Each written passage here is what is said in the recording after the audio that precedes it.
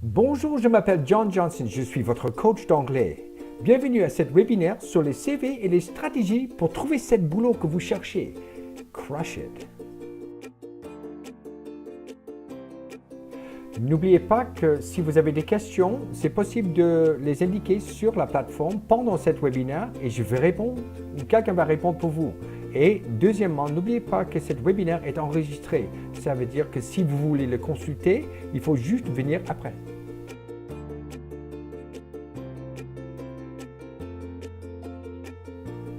Nous allons discuter les 10 conseils comment vraiment avoir une préparation et une stratégie pour trouver ce travail. 1. Votre attitude. N'oubliez pas votre attitude. 2. La façon que vous vous habillez. 3. Votre compte LinkedIn. 4. Les introductions par rapport à des gens ou par des CV. 5. Comment vous vous présentez. Quelle est la façon que vous vous présentez. 6. Qu'est-ce qu'il faut mettre en premier? Des études, votre expérience. 7. Vos passe-temps. N'oubliez pas, c'est très important. 8. Vos ambitions de carrière. Qu'est-ce qu'il faut dire? 9. Le suivi. Et numéro 10, les conclusions.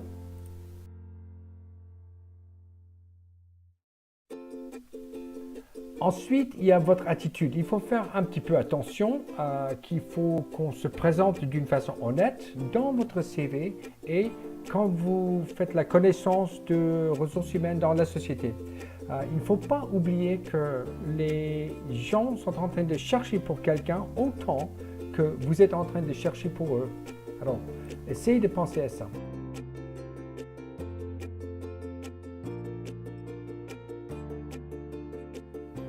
Ok, maintenant, c'est stratégie numéro 2. Stratégie numéro 2, c'est la façon que vous vous habillez. Alors, on ne peut pas mettre ça sur le CV, mais aussi dans les photos, dans les cultures anglo-saxonnes, on ne met pas de photos. C'est carrément interdit dans les groupes américains. Et ensuite, quand vous vous présentez dans la société, il faut être, si possible, au courant quel est le protocole chez eux. Si c'est très décontracté, cool, relax, ou non, parce que ça dépend de la société. Je me rappelle, j'étais une fois dans un groupe multinational à Paris, et qu'il y avait le PDG qui était dans le open space dans le coin, pas en short, mais pas loin d'être en short, d'un grand groupe multinational. Alors, il faut faire attention un petit peu. Ce que je propose, c'est vous pensez à votre intervenant pendant l'entretien et vous faites un peu mieux que eux. C'est ça.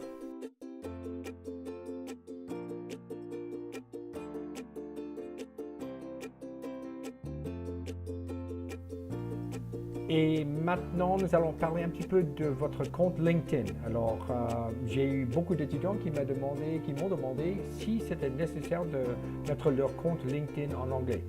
Oui, il faut le faire. Parce que c'est une indication, ça va éviter un petit peu tout ce qui est hésitation par rapport aux ressources humaines s'ils vous cherchent.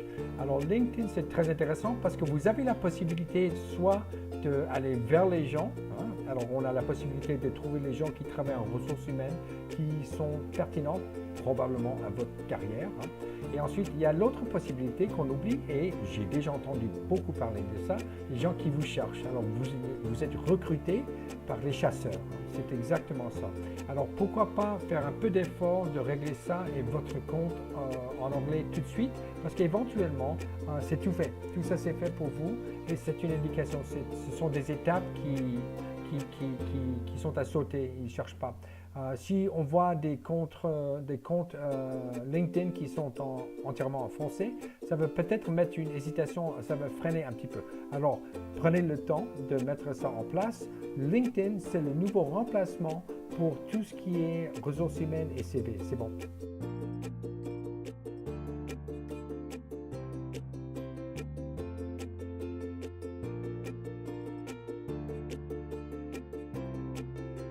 Premières interactions avec les gens dans la culture anglo-saxonne, on dit que de toute façon, dans les premières 2, 3, 4 minutes, vos intervenants, ils ont décidé qui vous êtes et quelle est la valeur que vous allez apporter à la société. Alors, il faut évidemment, comme j'ai dit avec numéro 1, votre attitude, c'est très important.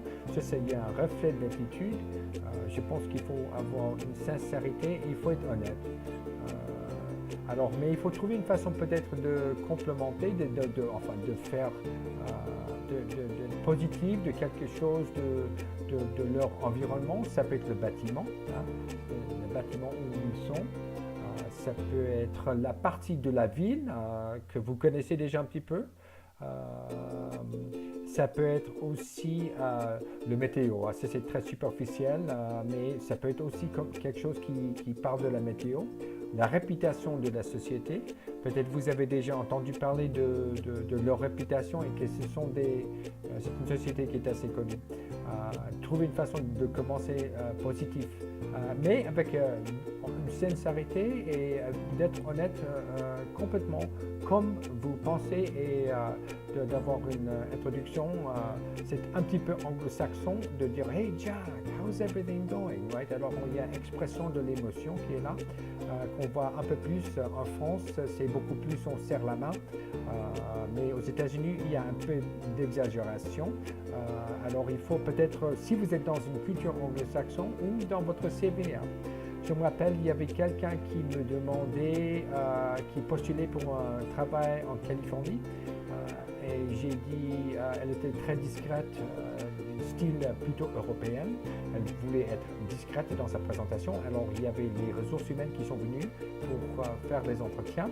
Et elle m'a dit de quelle façon est-ce qu'il faut se présenter. J'ai dit, il faut exagérer un petit peu. C'est un petit peu comme si vous êtes sur scène. C'est le style américain, c'est émotionnel et c'est très fort. Bonjour, hey Jack, how's it going? Alors pensez-y, votre introduction et comment est-ce que vous allez vous présenter sur document, sur photo au début. Et aussi ensuite dans le CV, comment est-ce que vous vous introduisez, vos idées et aussi quand vous êtes chez eux pour faire votre entretien éventuellement.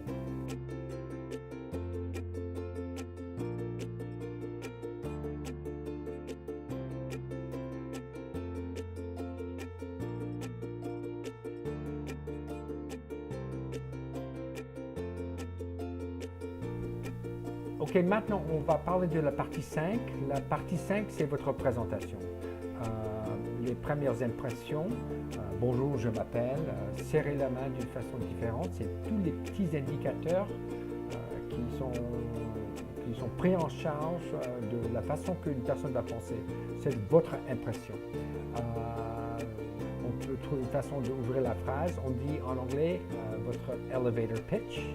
Votre elevator pitch, c'est vous êtes dans l'ascenseur avec la personne qui pourrait vous aider au maximum pour votre projet et vous avez 120 secondes pour le présenter. Pensez à votre elevator pitch. Vous êtes obligé de vous vendre un petit peu. Malheureusement, dans ce marché-là, c'est les gens qui vont pas d'une façon malhonnête ou désagréable, mais vous vous présentez avec vos meilleures idées et votre meilleure présentation. Elevator pitch. Et comment vous vous présentez.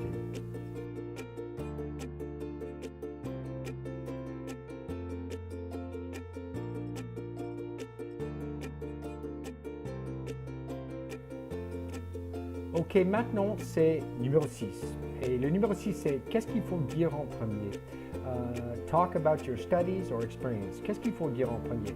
Alors, si vous avez eu la possibilité et la chance de vraiment faire des stages ou de travailler sur un projet qui était très intéressant dans des contextes professionnels, peut-être il faudra présenter cette idée en premier, évidemment. L'idée ici, c'est que votre intervenant, ils vont se rappeler plutôt de vos premières 5 minutes. C'est les premières 5 minutes qui vont impressionner les gens. Alors, qu'est-ce que vous allez dire?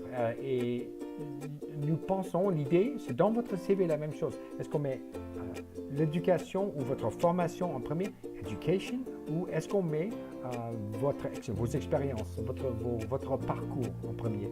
Alors, pour vous, les jeunes, peut-être c'est l'école, et peut-être vous avez fait des projets intéressants à l'école, ou les stages que vous avez présentés.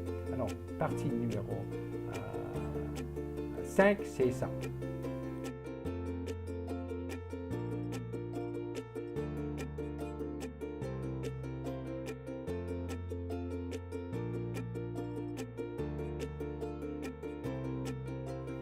Ok, maintenant c'est la partie numéro 7 et on oublie ça souvent parce que souvent c'est nos passe-temps, nos hobbies, hein, que là où on a quelque chose en commun avec quelqu'un d'autre.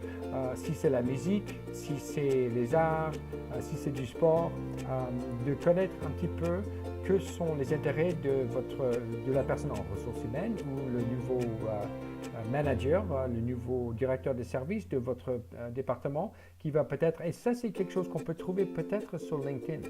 Alors il ne faut pas oublier que nous sommes des êtres humains et qu'on a des intérêts. Il faut peut-être d'une façon discrète et d'une façon, comme je dis toujours, d'une façon honnête, présenter qu'est-ce qui nous intéresse pour les ressources humaines, numéro 7.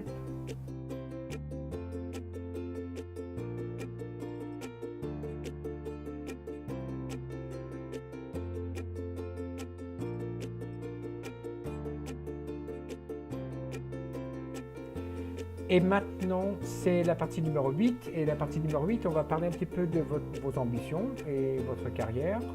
Souvent, c'est le cas que quand on parle avec les gens, ils ne savent pas qu'est-ce qu'ils veulent faire. Alors, pour quelqu'un qui est intéressé en ressources humaines, on a besoin de quelqu'un qui a une idée quand même de leur parcours et qu'est-ce qu'ils envisagent, qu'ils vont faire d'ici les prochaines 5 à 10 ans. Alors, il faut avoir une vision un petit peu de votre parcours. Encore, je vous dis, il faut se présenter. Nous sommes un petit peu un produit. On va travailler pour le groupe. Il faut montrer que vous êtes indispensable. Ça, c'est évident. Mais il faut montrer aussi qu'on est proactif dans tout ce que nous faisons. On a des projets, mais peut-être on va apporter de meilleures idées ou on peut faire une évolution dans tout ce qui est à travailler dans la société. Alors, il faut avoir une bonne idée. C'est un petit peu fait partie de votre elevator pitch, votre pitch. Qu'est-ce que vous avez fait, que vous avez une logique pendant votre carrière avec en étant honnête et en étant transparent en tout. Alors, qu'est-ce que vous allez faire, qu'est-ce que vous envisagez de faire d'ici 5 ans? Peut-être qu'ils vont demander qu'est-ce que vous envisagez de faire d'ici 10 ans. Alors, dans votre CV, un petit peu, si c'est-à-dire, on peut l'indiquer dans votre introduction. Très bien, ok, ça c'est la partie numéro 8.